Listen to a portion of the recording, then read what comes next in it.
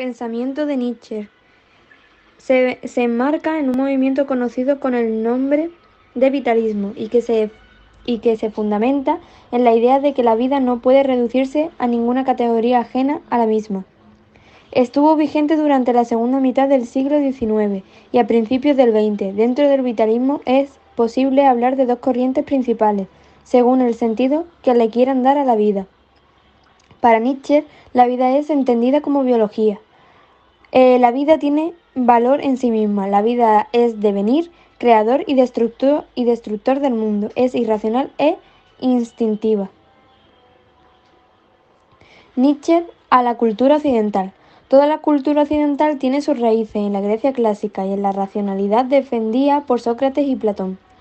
Pero Nietzsche entiende que esta etapa, como el fin de la Grecia arcaica, una etapa filosófica que entendía la vida en sus dos aspectos fundamentales, que eran representadas en la tragedia griega por Apolo y Dionisos. El primero representaría el orden, la razón, la mensura, mientras que el segundo representa la irracional, lo instintivo y lo biológico. Pero a partir de Sócrates se olvida toda la dimensión diagnosia de la realidad, a favor de la apolínea. Desde ese momento todo era luz, belleza y armonía. Por eso, para Nietzsche, la crisis de la cultura occidental empieza por Sócrates y Platón, que niega el mundo de la vida, de la tierra y del cuerpo, y que se inventan un mundo racional al que entienden como el único real e identificando el mundo biológico como el no ser o lo no real. La crisis de la cultura occidental alcanza su máximo esplendor con la tradición judeocristiana, considerada que la creencia de un único Dios constituye la máxima perversión de la misma. El ataque de Nietzsche a la tradición occidental se dirige, con la filosofía entendida por metafísica, a la religión, a la moral y a la ciencia. Estos ámbitos de la vida han sido inventados corrompidos al triunfo de lo apolíneo sobre lo dionisiaco. Supone para Nietzsche el fin del espíritu griego arcaico. Nietzsche no niega el conocimiento, pero defiende del carácter relativo del mismo, subjetivismo y el perspectivismo. La muerte de Dios y el nacimiento de una nueva filosofía. Para conocer el pensamiento de Nietzsche es importante que entendamos la concepción que el filósofo tiene sobre Dios. Dios ha muerto y que él los viejos prejuicios, y con él los viejos prejuicios de la tradición griega judeocristiana occidental, y por lo tanto se ha abandonado la idea de la existencia de verdaderas absolutas. Con Dios muerto ya no hay dónde agarrarse. Dios era la forma de aceptar todos los males de la vida, al no poder aceptar que la vida tiene también una dimensión trágica. Dios representa el absoluto, el asidero, donde todo se encuentra en una falsa seguridad. Dios representa la verdad y el bien, la objetividad. Muerto este es sustitutivo por otros aspectos de la existencia como la naturaleza, el progreso, la ciencia, que al entenderse en sentido absoluto pueden ser comparados con el mismo Dios. Pero solo aceptando la muerte de Dios, aceptando que no hay más fundamento de lo moral para que el ser humano, negando lo absoluto y aceptando el perspectivismo y que es posible vivir en el devenir, que sería la condición esencial para el nacimiento del superhombre, aquel que ha alcanzado un estado de madurez espiritual y moral superior al del último hombre y el hombre común.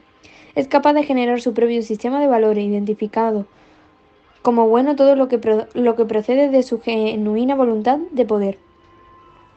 El nihilismo negativo y el positivo.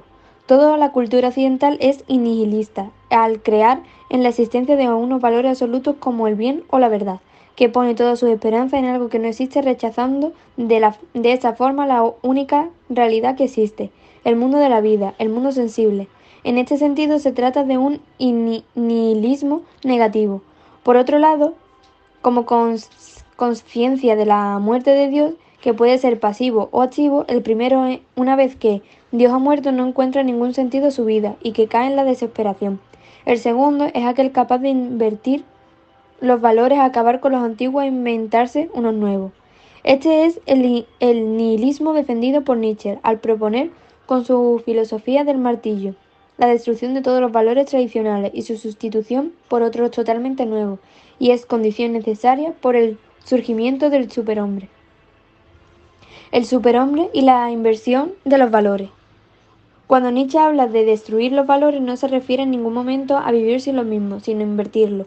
De lo que se trata es de superar la antigua tradición que condenaba a la vida y al aspecto irracional de la misma, y propone unos valores que suponen la afirmación de la vida.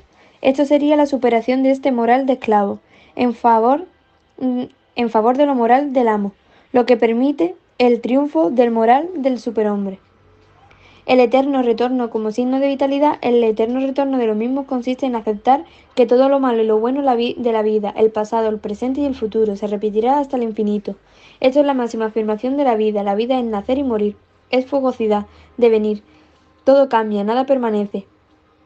Como decía Heráclito, y añadía, lo único que permanente es el cambio. Solo existe el instante y en ese instante es el que hay que repetir. No significa que el instante no se acabe, sino de querer que no se acabe, que dure eternamente y sin fin. De ahí la única permanencia y esto lleva a la voluntad del poder. La voluntad del poder como esencia de la vida.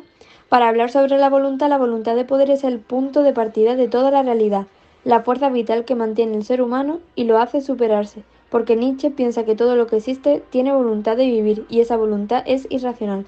Por ello la razón constituye únicamente una parte de la realidad, ya que en esta existe el caos, la muerte, la multitud, lo múltiple y el cambio.